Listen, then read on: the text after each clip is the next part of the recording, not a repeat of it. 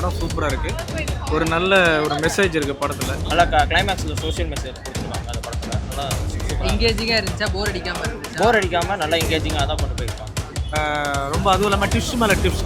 People enjoy பண்ணாங்க. நாங்கள் expect பண்ண விஷயத்தை தாண்டி அங்கே பீப்புள் வந்து நிறைய விஷயம் என்ஜாய் பண்ணாங்க.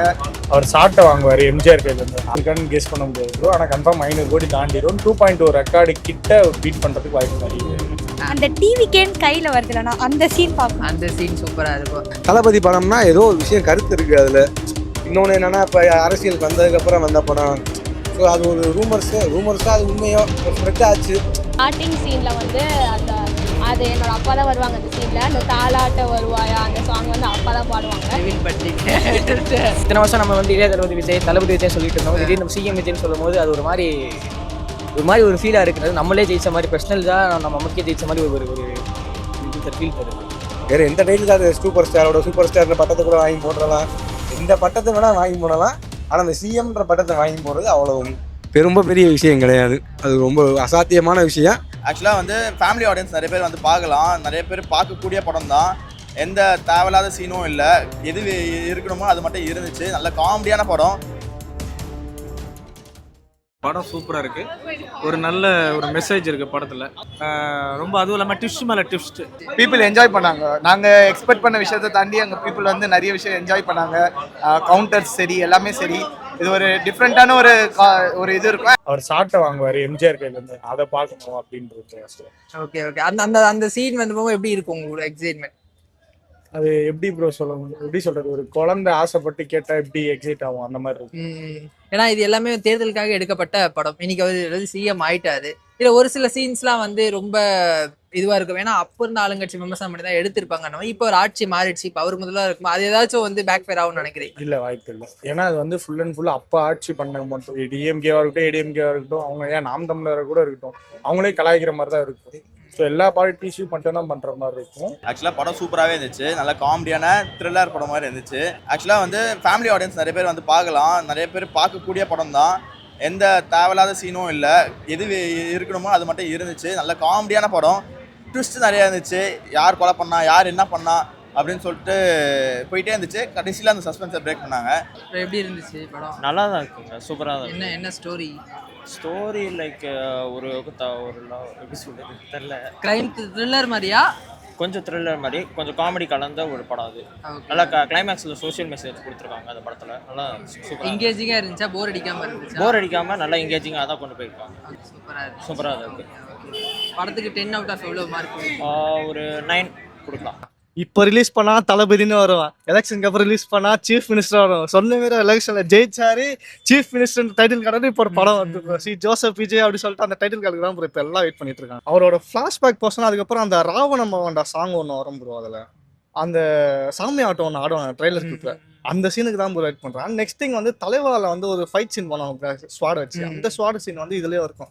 ஸோ அந்த ஃப்ளாஷ்பேக் சீனுக்கும் அந்த ராவணம்மாவோட டான்ஸு முன்னாடி இருக்கிற படத்தில் எல்லாரும் வருவாங்க, படத்தை பார்ப்பாங்க, செலிப்ரேட் பண்ணுவாங்க, ரிவ்யூ கொடுத்துட்டு போவாங்க. ஆனால் இந்த வாட்டி வந்து எல்லாரும் அண்ணன் படத்தை பார்க்கணும், ரிவ்யூ பண்ணாமல் அவங்களோட அண்ணனோட நல்ல ஒரு சென்ட் ஆஃபாக கொடுத்து அனுப்பணும் ப்ரோ. அது மட்டும் தான் ப்ரோ. ரிவ்யூ பண்ணி நெகட்டிவ் பண்ணி அந்த படத்தை யாருக்குமா சொல்லிட்டு அவசியம் இல்லை. அண்ணன் கடைசி படம் நடிக்கிறாரு, நடிச்சுட்டு சினிமா விட்டு போகிறாரு. அவர் ஒரு 33 வருஷம் சினிமா இண்டஸ்ட்ரி.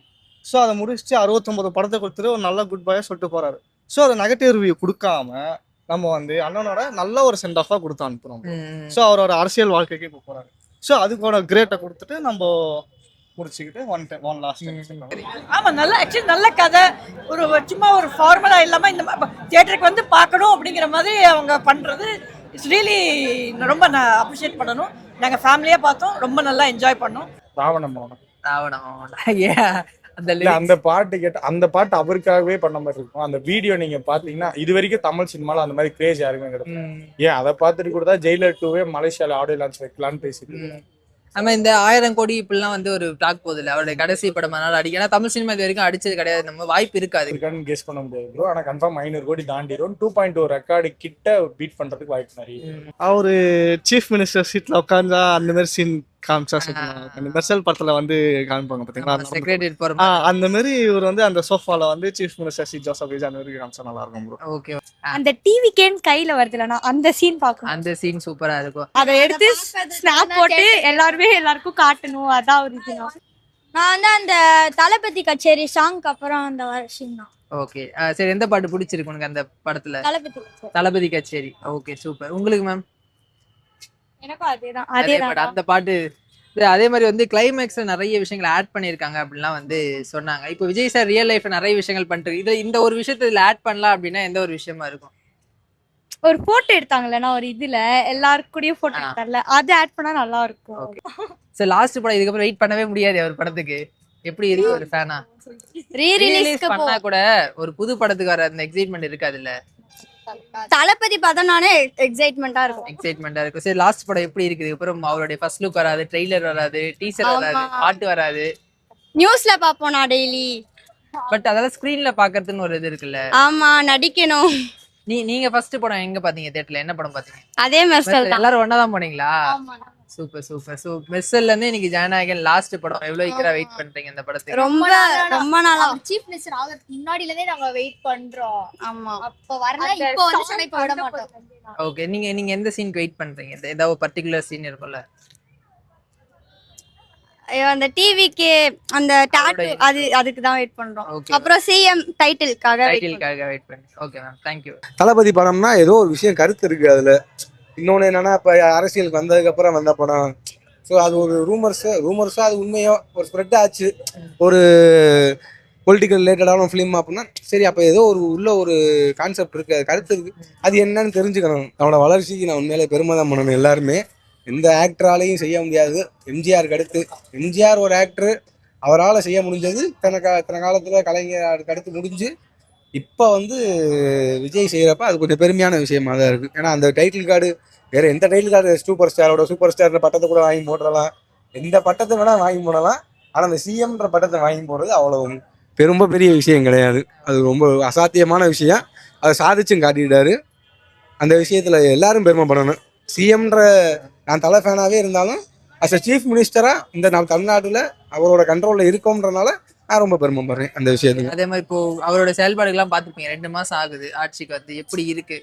குறைகள் இல்லை, அதாவது என்ன சொல்றது, பாஸ்ட் கவர்மெண்ட்டோட இந்த கவர்மெண்ட்ல நல்ல ஒரு முன்னேற்றம்னே சொல்லலாம். இது வரைக்கும் எதுவுமே இல்லாத அந்த கரப்ஷனோ பிரைபரிங்கோ எதுவுமே இப்போ வரைக்கும் நான் வந்து அதை பெருசாக நான் வந்து பார்க்கல. அவரோட ஸ்மைல் தான் ப்ரோ. ஸ்மைலு அது நம்ம இப்போ எனக்கு இப்போ எடுத்திங்கன்னா, இப்போ நான் ஏதாவது எனக்கு ஒரு சோகமாக இருந்தாலும் கோவமாக இருந்தாலும் ஒன்றும் இல்லை, ரூம் ஃபுல்லாக விஜய் போஸ்டர் தான் இருக்கும், தளபதி போஸ்டர் மட்டும். ஓகே.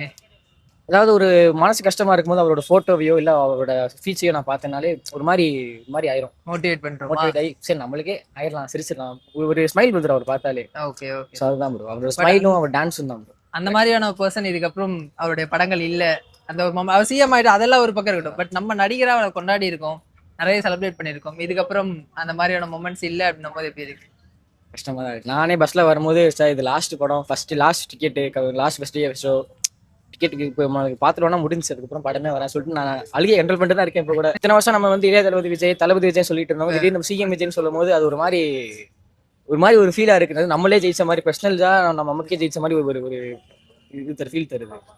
ஸோ அதான் பர்டிகுலராக எந்த ஒரு சீனும் இல்லையா? அந்த சீன் மாசா இருக்கும். அண்ட் அதே மாதிரி அந்த கடைசியில அந்த ஒரு விஜய் சார் ட்ரைபியூட் சாங் ஒன்று போட்டிருந்தாரு அனிருத். அதே பெரிய ஸ்கிரீன்ல பார்க்க எப்படி இடம் நார்மலா இதை பார்த்தாவே நம்ம கண்ணு கலங்கும் ஒரு ஃபேனா. அது பெரிய ஸ்கிரீன்ல அப்படி பார்க்கும்போது எப்படி இருக்கும்? அதை எப்படி அக்செப்ட் பண்ண போறீங்க? திரும்பி அழுதுருவாங்க.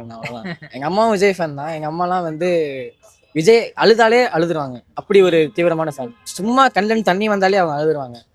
அவங்களாம் தாங்குவாங்களானே தெரியல, நானே தாங்க வேணான்னு தெரியல ப்ரோ. லைக் அவங்கள ஸ்க்ரீனில் பார்க்க முடியாது, லைக் அவங்களோட பர்த்டே அப்போல்லாம் படம் வராது.